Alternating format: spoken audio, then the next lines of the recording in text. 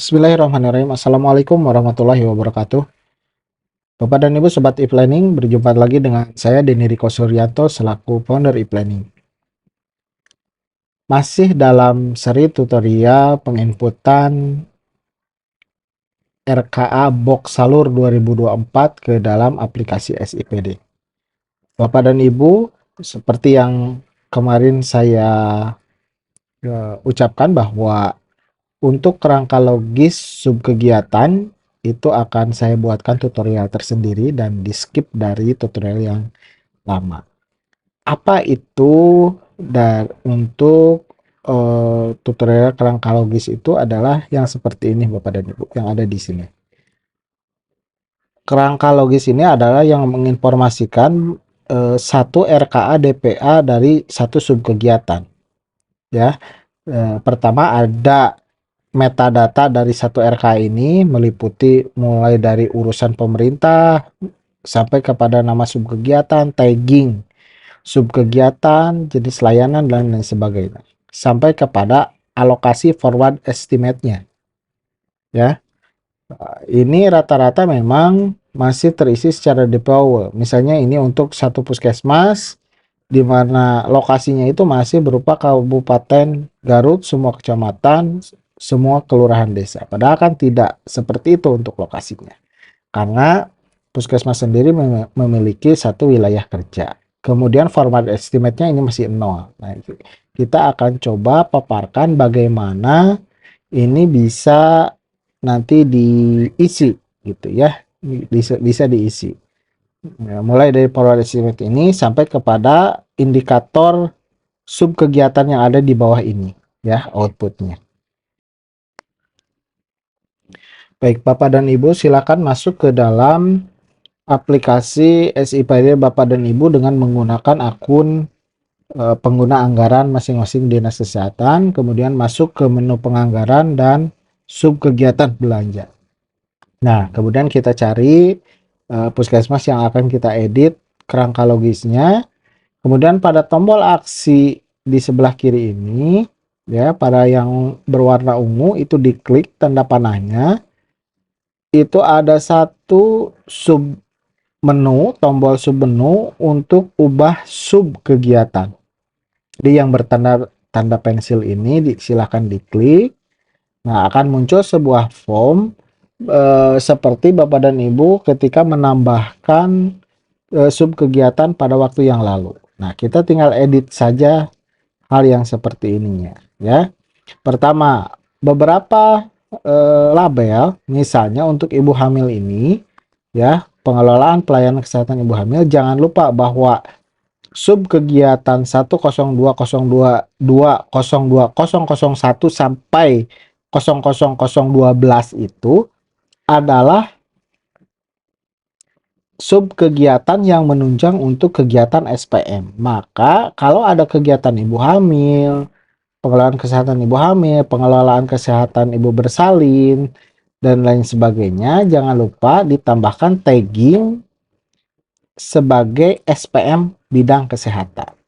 Terkecuali untuk subkegiatan yang lain seperti manajemen puskesmas, kemudian operasional pelayanan kesehatan itu bukan tagging SPM kesehatan. Tapi kalau untuk yang subkegiatan ini jangan lupa di tagging untuk SPM bidang kesehatan. Karena nanti sistem pelaporannya pun akan terintegrasi nantinya tuh ya dengan subkegiatan ini. Nah, kemudian untuk melengkapi kerangka logis yang lain adalah jangan lupa Bapak dan Ibu untuk menambahkan rincian lokasi kegiatan ya. Kira-kira dari puskesmas, bukan kira-kira ya, dari puskesmas Bapak dan Ibu wilayah kerjanya memiliki berapa desa atau kelurahan. Tinggal ditambahkan saja di sini, oh ternyata saya memiliki tiga, tiga wilayah kerja kelurahan atau desa. Maka ditambahkan saja, ini sudah ada satu, tinggal ditambahkan dua berarti. Ya seperti ini. Pilih kabupatennya Garut, kemudian kabupatennya Garut misalnya ya. Kemudian kecamatannya misalnya Garut Kota. misalnya kelurahannya silahkan diisi, bisa ya seperti ini, keluar sesuai dengan wilayah kerja puskesmas. Nah, seperti ini untuk forward estimate ya. Forward estimate-nya kalau tadi ya Bapak dan Ibu memiliki renstra puskesmas yang menyebutkan 2025 2026 itu berapa anggarannya, ya silakan ini diisi. Tapi kalau tidak punya, diisi saja dengan anggaran subkegiatannya itu, yaitu sama ya. Kemudian indikator keluaran subkegiatan ini, kalau ini subkegiatannya adalah subkegiatan yang menunjang SPM, maka indikator subkegiatannya ini adalah jumlah orang yang dilayani ya. Hal ini sesuai dengan dari pemetaan DAK non fisik ini ya. Di dalam DAK non fisik ini sudah ada nih indikator-indikator dari sub kegiatan yang dimaksud ya. Kalau jumlah ibu hamil, berapa jumlah ibu hamil? Kalau jumlah ibu hamil, berapa jumlah ibu hamilnya ya. Kalau di aplikasi e-planning sendiri ini kami untuk yang tahun 2024 ini, karena memang belum ada proyeksi secara per puskesmasnya untuk tahun 2024 untuk sasaran program di dinasnya, maka kita memakai target yang 2023 gitu ya. Misalnya ibu bersalin ini 977 ya, 977 gitu dimasukkan ke sini sebetulnya untuk pelayanan ibu hamilnya, untuk pelayanan ibu bersalinnya ya. Misalnya ini untuk kegiatan ibu hamil berapa? Nah, berapa ibu hamil 1024, maka 1024 ini dijadikan sebagai sasaran berapa ibu hamil yang dilayani. Nah, kalau ini semua sudah diisi, maka Bapak dan Ibu tinggal klik simpan saja ya. Tinggal klik simpan, kemudian tunggu loading data lagi. Kemudian kalau Bapak dan Ibu cetak RKA-nya dengan mengklik ini, maka akan terlihat bahwa lokasi ini akan sudah terisi seperti ini ya. Lokasi akan terisi seperti ini Bapak dan Ibu ya. Jadi ibu hamil pun ini akan terisi. Untuk keluaran itu kan target sub kegiatannya ini akan terisi. Nah, kenapa capaian program, masukan dan hasil ini hasilnya masih nol ya, atau strip, tidak ada targetnya? Karena pada aplikasi SIPD Bapak dan Ibu kemungkinan belum menginputkan renstra dan renjanya ya. Karena Bapak dan Ibu kan kemarin menambahkannya itu langsung pada penganggaran, pada tahapan penganggaran. Seharusnya proses penginputan subkegiatan itu dimulai dari tahapan renstra, kemudian ke RKPD ya, dialihkan ke RKPD, baru nanti dari kerangka logis ini bisa terisi semuanya ya, bisa terisi semuanya kerangka logis ini. Tapi karena sekarang Bapak dan Ibu ya, tidak mengisi secara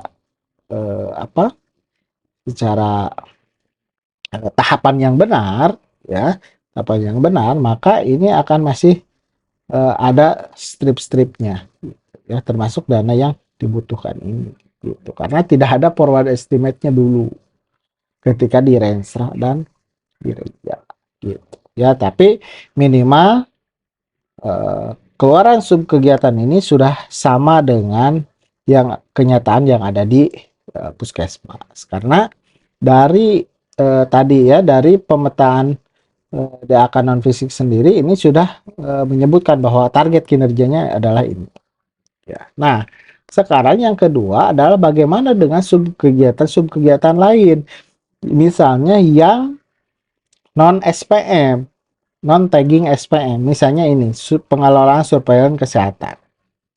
Ini kan kalau melihat pemetaan ya, pengelolaan surveillance kesehatan.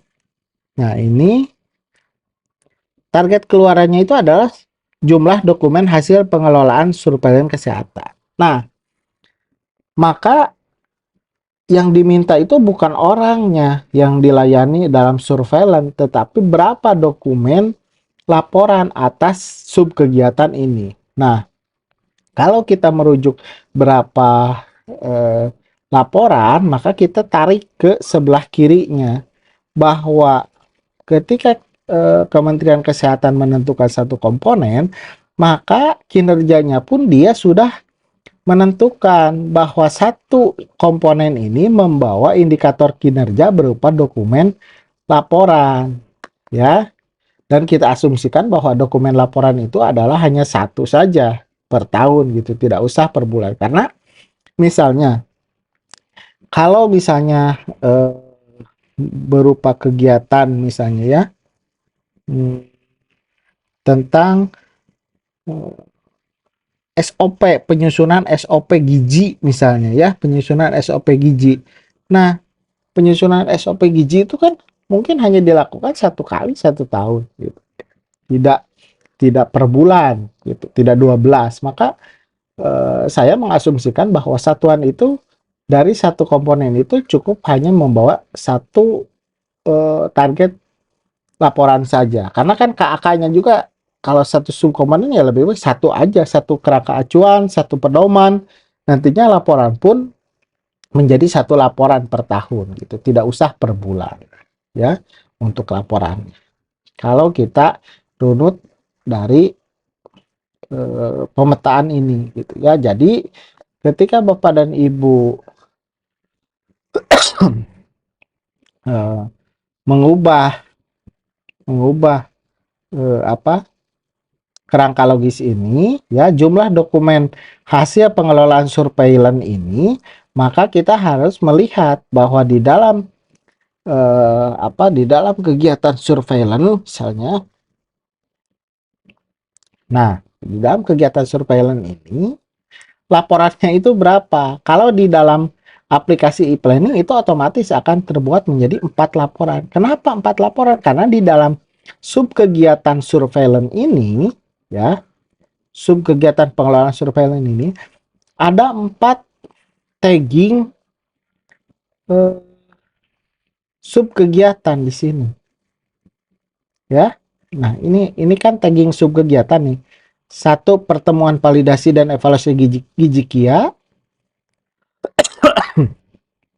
Yang kedua, pelacakan pelaporan.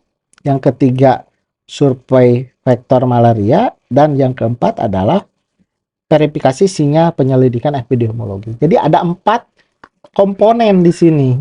Ya. 4 komponen sehingga targetnya pun menjadi 4. Ya. Karena misalnya survei gizi KIA ini, pertemuan validasi dan evaluasi gizi KIA mungkin dilakukannya cuma 1 kali 1 tahun gitu. Sehingga kalau kita menentukan di sini 12 dokumen, jangan-jangan nanti kita kesulitan untuk memenuhi 12 dokumen dalam 1 tahun gitu, 12 dokumen laporan. Karena misalnya dari satu subkegiatan ini ya, subkegiatan supaya ini hanya dilakukan 1 bulan. Ya, mungkin yang lainnya juga sama, pertemuan validasi pelacakan ini tidak tiap bulan misalnya. Ya, ini akan kesulitan. Ini rata-rata yang menentukan 12 tahun, udah aja per bulan gitu ya dokumennya. Ya, kalau kegiatan itu dilaksanakan per bulan, itu tidak ada masalah. Tapi kalau ada kegiatan yang memang itu tidak dilaksanakan per bulan. Jadi sehingga asumsi tadi bahwa satu komponen ini membawa satu dokumen laporan, ya, target satu dokumen laporan, maka kita mengacunya bahwa ini cukup dari satu sub kegiatan ini membawa berapa komponen yang ada di dalam menu BOK ini, gitu ya. Sehingga ini menjadi 4 laporan, ya, tinggal dimasukkan saja ke sini menjadi 4 laporan, ya. Jadi 4 dokumen gitu ya, 4 dokumen laporan. Kita tinggal klik simpan. Jangan lupa yang tadinya yang tadi tag sub kegiatannya tidak usah diisi karena ini bukan kegiatan SPM. Tapi kalau untuk lokasi kegiatan itu silahkan diisi saja sesuai dengan target apa? Bukan target, maaf, sesuai dengan lokasi wilayah kerja puskesmas gitu ya. Lokasi kalau ada 4 4, kalau ada 5 5 ya. Lebih baik untuk mengisinya di apa ditambah terlebih dahulu ya. Karena kenapa? Ketika ini berubah ya, ketika ini misalnya sudah diklik, kalau kita merubah lagi ini akan kembali menjadi semula gitu. Jadi lebih baik ini saja terlebih dahulu ya, diklik saja terlebih dahulu, baru tentukan kecamatan mana, baru tentukan desa yang mana gitu ya. Nah, itu saja mungkin yang ingin saya sampaikan di dalam proses pengisian kerangka logis dari apa dari satu subkegiatan yang ada di POK Salur 2024. Semoga Bapak dan Ibu bisa tercerahkan dengan penjelasan yang singkat ini. Terima kasih sekali lagi, mohon maaf apabila ada kesalahan dalam penyampaian, karena itu mutlak dari pendapat saya pribadi.